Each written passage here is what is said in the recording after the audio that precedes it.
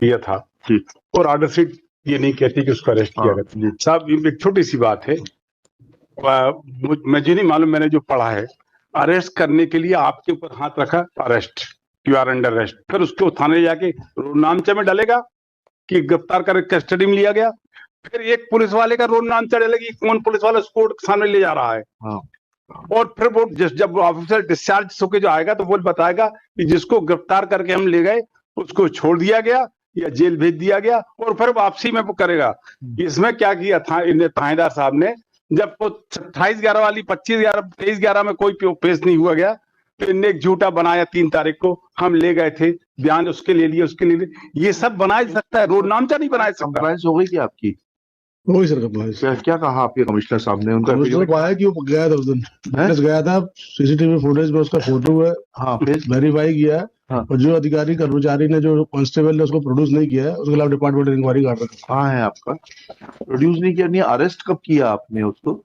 Arrest कब किया है? अरेस्ट होकर नहीं गया था सर, वही तो लास्ट डेट ऑफ हीयरिंग यही हुआ था, वो स्वयं पहुंच गया था जब विटनेस वहां पे, हाँ कोर्ट अवेलेबल नहीं थी, हाँ तो उसको बाबू साहब साइन किया क्या? ने साइन नहीं किया उसने। हाँ तो बाबू साहब कौन है बता दें, उनकी भी जांच करवा देते हैं कोर्ट में, जिन्होंने बगैर साइन किए उसको जब वो आया था। जी इस व्यक्ति के खिलाफ तो गिरफ्तारी वारंट था ना? जी जी, ये बात तो सही है, सही है, सही है? तो बाबू साहब कौन से कानून के ऊपर होगा जिन्होंने उसको जाने दिया? जी। और secondly sir, last time court के सामने की थी कि उसको कैसे छोड़ दिया था 3 तारीख को उसका स्टेटमेंट लेके। हाँ तो उसका ये था कि लास्ट डेट तक उसका वारंट था, दूसरा जो वारंट इशू हुआ था वो थाने में रिसीव नहीं हुआ था, ड्यू टू दैट। वारंट, गिरफ्तारी वारंट तो परपीचुअल होता है, पेशी टू पेशी नहीं होता। ये पुलिस को इतनी बात समझानी पड़ेगी क्या? अगर बेलेबल वारंट होता जी जी, तो वह उस पेशी के लिए था, उस पेशी के बाद अगर नया बेलेबल वारंट प्राप्त नहीं हुआ है, then they would have been right. But let us first clarify the facts, whether arrest warrant was issued against him. 23/11 का सीट है सर। हाँ जी, नहीं मुझे याद है, इसीलिए इनसे पूछ रहा हूँ। तो फिर नए वारंट का इंतजार किस प्रावधान में कर रहे थे? पुलिस कमिश्नर साहब को बुलवा लीजिए। कौन से कानून में है कि एक बार जब नॉन बेलेबल वारंट जारी हो गया, अरेस्ट वारंट जारी हो गया, तो वो डेट गुजर जाने के बाद में आप स्टेटमेंट रिकॉर्ड कर लेंगे और उसके खिलाफ कोई कार्रवाई नहीं करेंगे? कौन से कानून में? Page 2 of his affidavit. हाँ पढ़िए, कहाँ है आपका एफिडेविट? आपने तो इतनी मोटी रिपोर्ट पेश की है, इसमें शपथ रिपोर्ट है सर उसमें, इंक्वायरी रिपोर्ट पूरी। पुलिस अधीक्षक देहात जी जी, क्या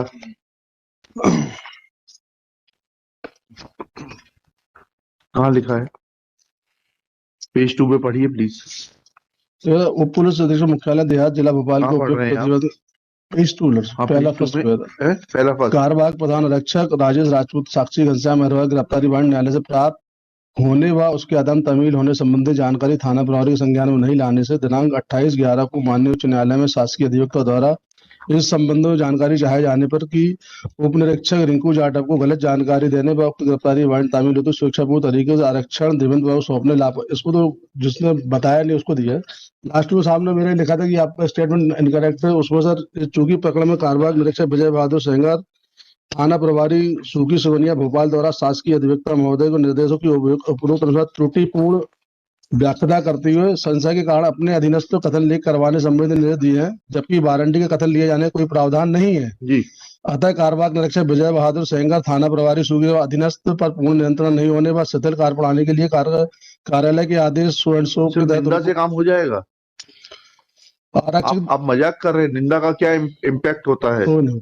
it's a serious offence, it's a major misconduct.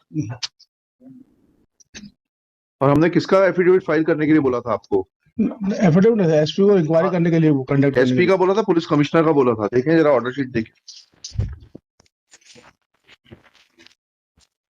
Police commissioner Bhopal with conduct detailed inquiry that under which provision of law. तो वो कहाँ है पुलिस कमिश्नर साहब का? फेलिंग विच पुलिस कमिश्नर, कहाँ है पुलिस कमिश्नर साहब का? पुलिस कमिश्नर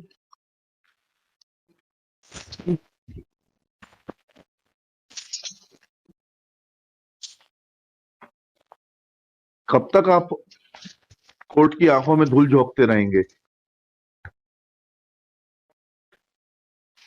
और is your police commissioner above law? No. Then where is the report of the police commissioner?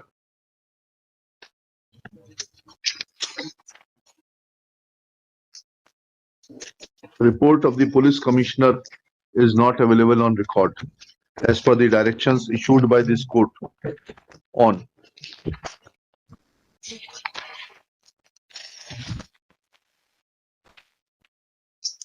5/12/2022.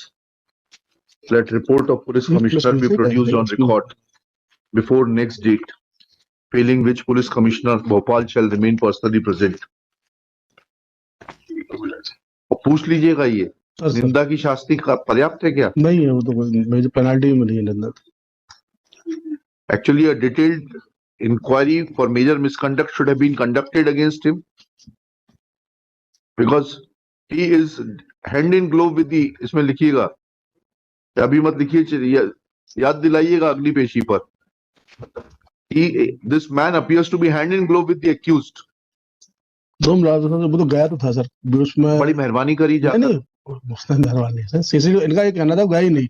CCTV footage में सर इनकी बात पर मैं 100% किसी की बात पे भरोसा नहीं करता. इशू इस वक्त दूसरा है. सर वो गया था, इसमें लिखिएगा, in the meanwhile principal district जज Bhopal will also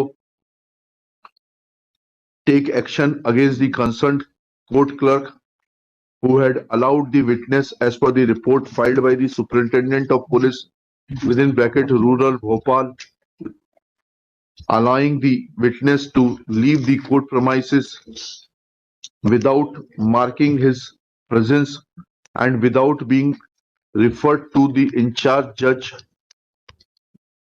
who was authorized to take appropriate action in accordance with law.